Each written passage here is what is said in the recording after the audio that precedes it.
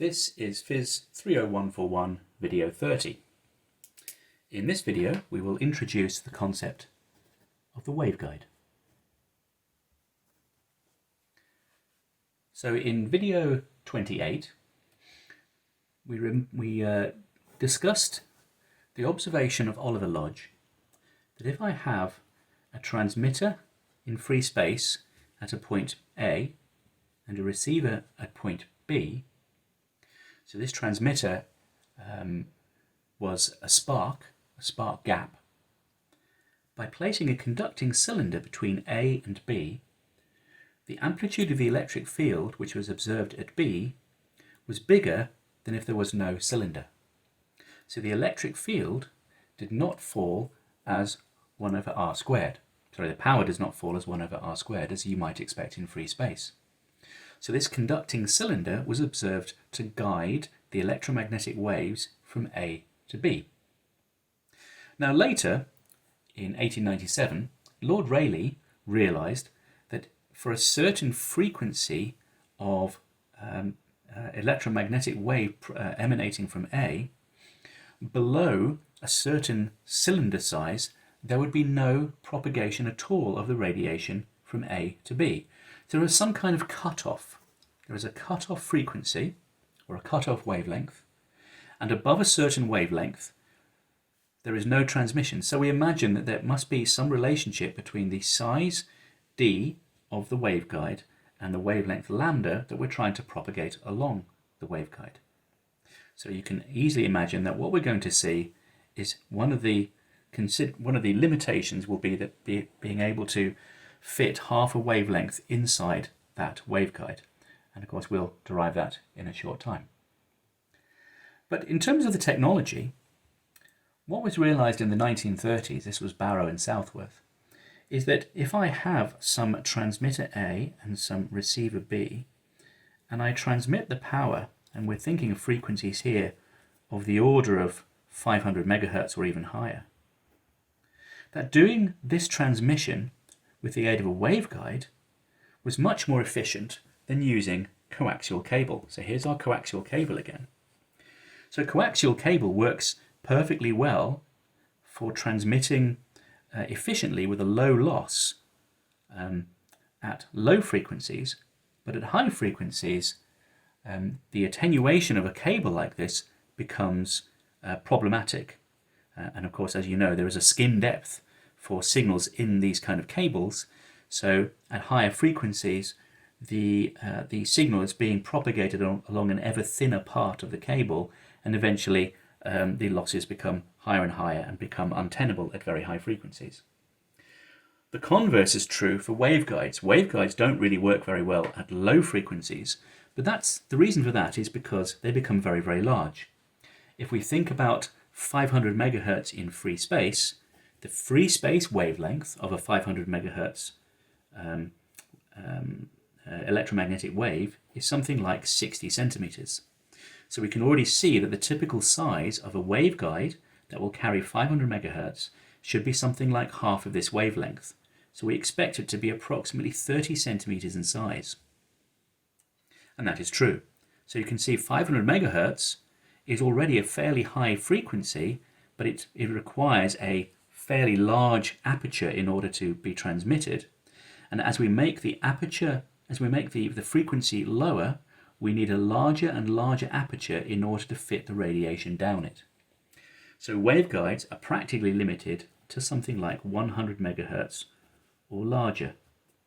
So you can see we tend to use waveguides for those L, S, C and X band frequency ranges, which is something like 1, 3, 5 and 10 gigahertz. So those are the kind of frequencies which we commonly use for waveguides. We can use higher frequency waveguides, even higher than that, and as you can imagine, the waveguide dimension becomes very, very small. So just to recap, the transmission line in our simple Penn diagram looks much the same as a waveguide, but we have two separate conductors which are insulated from each other, whereas a waveguide, viewed end-on, is a rectangular box. And the outer part of the box is conducting, and the radiation travels down the length of the box. So there must be something to do with the boundary conditions. This is a conducting box. There must be something to do with the boundary conditions which allow us to find this half wavelength fitting across one of these dimensions. And as we said before, one of these dimensions is usually set to be twice the size of the other one. So rectangular waveguides normally have a 2-to-1 ratio. The B side is twice the length of the A side. And there's a reason for that as well. So let's start by looking at boundary conditions. So to help us along our way, we'll think instead of a rectangular conducting box. And a good example of one of those that you can find in your kitchen is the microwave oven. The microwave oven has 6 metal walls, and we imagine electromagnetic radiation propagating backwards and forwards in some arbitrary direction. Because these walls are conducting, there will be perfect reflection from each of those walls. So if I think about like a travelling wave moving in this direction, it will bounce backwards and there will be a standing wave formed.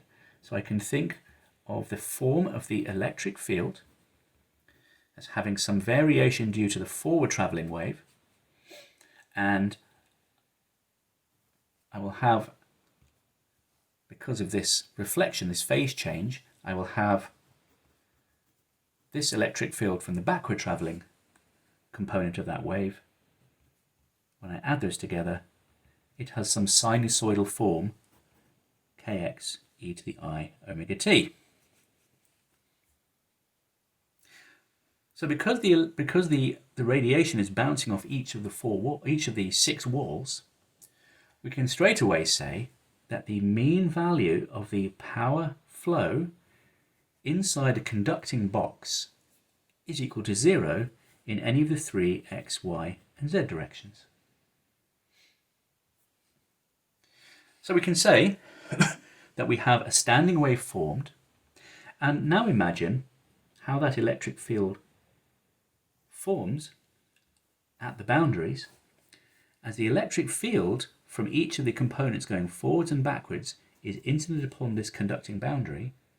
The electric field is trying to point upwards due to the incoming wave, and it must be balanced out by a downward pointing electric field from the reflected wave, because the parallel component of the electric field within the conductor must be equal to 0. So if I now consider, of course I'm now thinking about an electromagnetic wave which can move in any direction at all, it will have some component of electric field in the x direction, some component of the electric field in the y direction, and in the z direction, each of which will have some strength which indicates the direction of the electromagnetic radiation. And the electric field components must satisfy some equations like this. So kx is the component of the overall wave vector pointing in the x direction. Ky is the component, sorry, I've not left myself enough space there. I'll start over here. Ex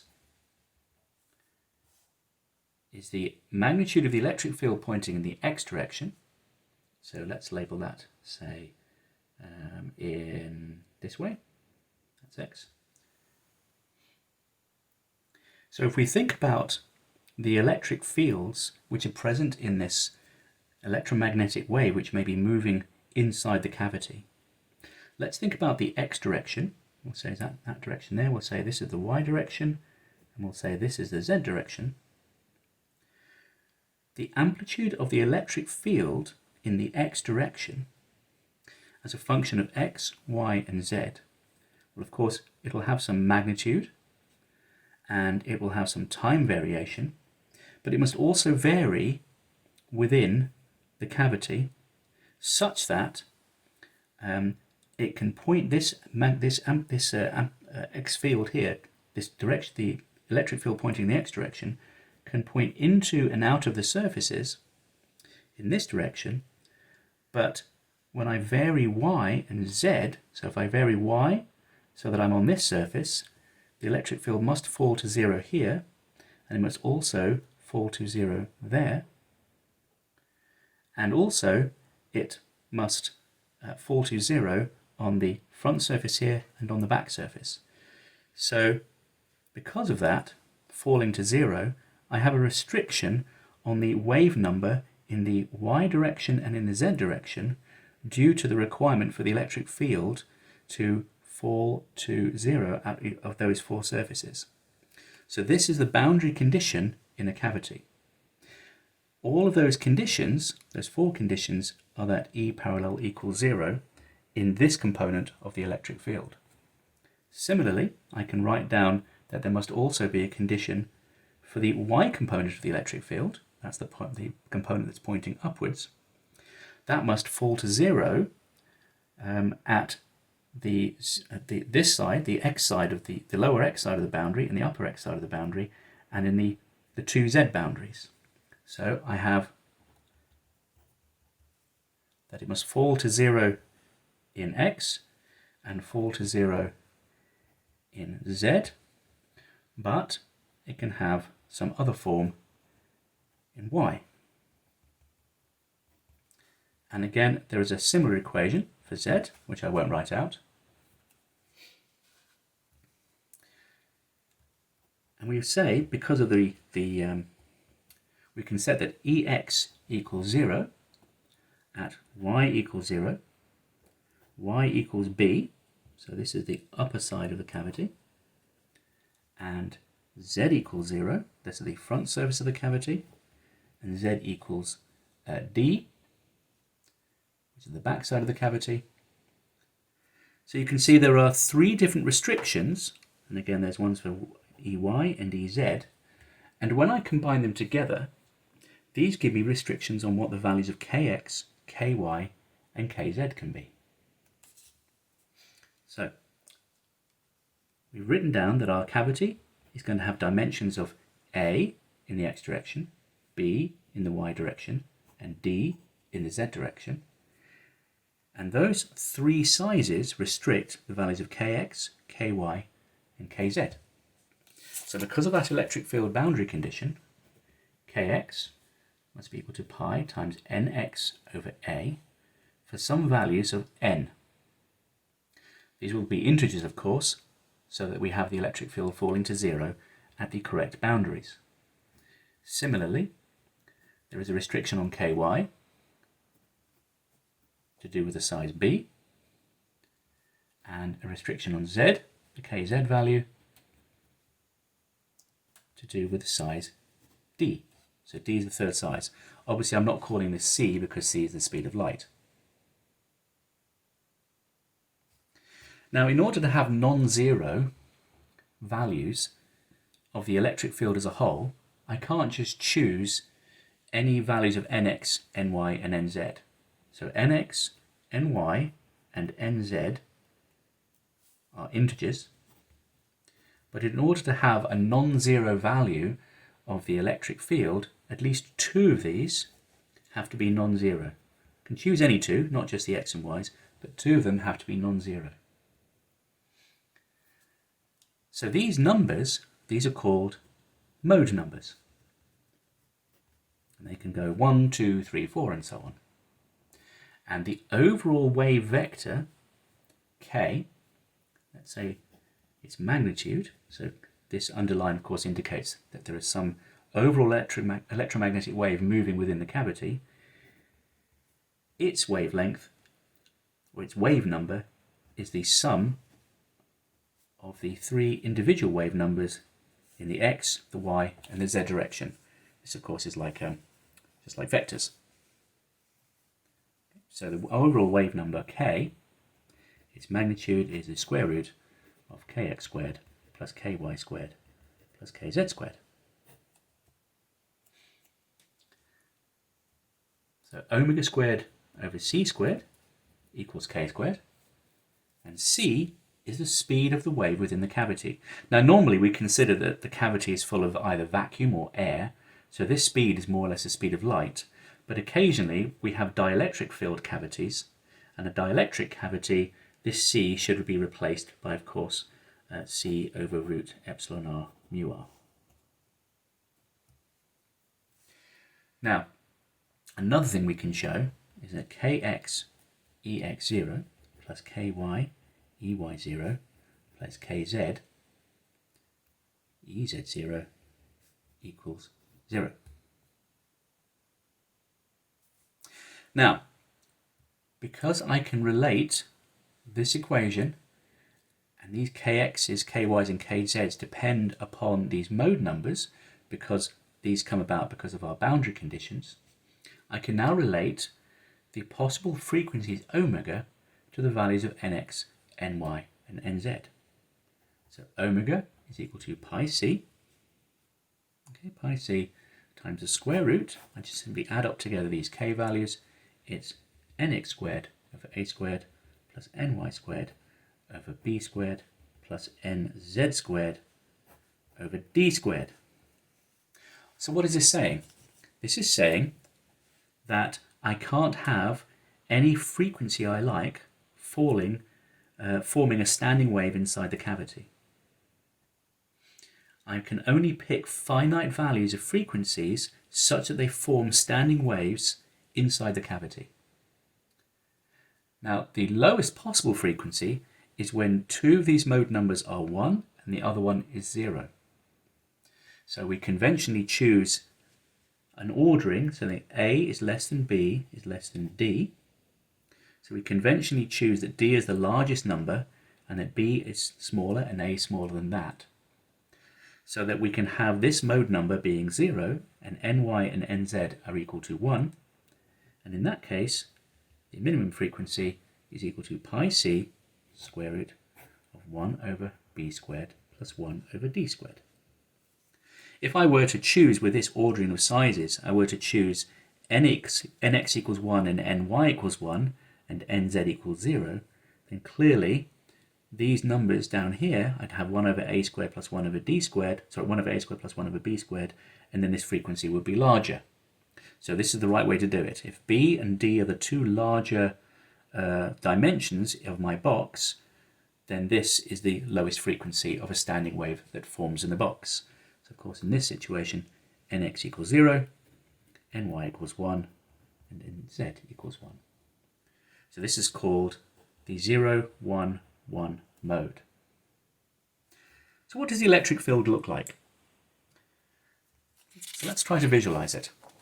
So our 0, 1, 1 mode, if I look back at my equations for how the electric field varies, so let's bring those on screen for a moment. So I can explicitly write down what the form of the electric field in the x, the y and the z direction is. And again, what we've done here is these conditions allow us to write down that the parallel component of the electric field falls to 0 at the appropriate boundaries for whichever direction ex, ey and ez are pointing. So for the 0, 1, 1 mode, I can write down that there is only one direction the electric field points, and it's in the x direction. So let's draw that carefully. So here is my box, and I've got A is pointing in the x direction, which is that one. B, which is larger, is pointing in the y direction, and D, which is largest, is pointing in the z direction. So it's telling me that the electric field points across the narrowest gap, which is in the x direction. So there is no electric field pointing in the y direction, and there's no electric field pointing in the z direction. So that's the lowest mode of this cavity. But it isn't constant. This is 0 and this is 0. Of course, the electric field is oscillating. It's varying as a function of time. So for half a cycle it points in positive x direction, for another half cycle it points in the negative x direction. But its strength also varies in the y direction and in the z direction. And you can see in this lowest mode, the electric field is a maximum halfway across the y direction and halfway across the z direction. So there's a hot spot there in the center. So the largest electric field is in the center, and it falls off with a half sine wave shape, so that even though the electric field is pointing upwards here in the middle, by the time it gets to the boundary, it's reduced to 0. So again, there is no electric field on the boundary. That was our boundary condition. And the same thing is true in the z direction. So E0 here is, of course, the peak field. It's the electric field which is present in the center of the cavity. And it's important again to realize that when I look across the x direction, the electric field is a constant all the way across the x dimension, as it should be, because of course there's nothing in the way. It's really being formed by a single voltage here and here on the two x surfaces, which occurs at some particular moment. So that's what the form of the electric field looks like. The magnetic field looks different. And of course, because we know that the electric field and the magnetic field in this region in the center always point perpendicular to each other, we can straight away say that the magnetic field pointing in the x direction equals 0. The magnetic field in the y and the z directions are non-zero, and they have a slightly more complicated expression, but it's easier to understand once we've written it out. We still have the variation of the strength of the magnetic field, and of course it follows the strength of the electric field, because the electromagnetic wave has a proportionate relationship between the magnetic field and the electric field. But now we have this switching between sine and cos, and we also have this minus I, and the way to understand it, there's a cos here and a sine there. Here, this is written more clearly in the notes. The way to understand it is as the electric field increases in this direction, these equations for the magnetic field are telling us that there is a time-varying magnetic field which is forming swirls within the cavity. Okay? So the strength of the magnetic field is falling to 0 at the boundaries in the same way that the electric field falls to 0. But the direction of the magnetic field is circular, whilst the electric field points in straight lines. So that's a potted description of how cavities work, and the summary pieces of information you need to take away are that a cavity has 3 bounded surfaces which cause a standing wave to be formed for any electromagnetic wave propagating within the cavity. The fact of the boundary condition requiring that the parallel component of the electric field equals 0 at any of the conducting boundaries leads there to be discrete frequencies which can form standing waves inside the cavity. And in the lowest mode, the electric field points across the shortest dimension of the cavity, but it does vary in strength along the other 2 directions. And we'll see that in a waveguide, what we're going to do is we're going to remove this restriction that there are 2 conducting boundaries in the z direction. We're now going to have an open tube, and this changes the form of the electromagnetic waves which will fit inside the structure.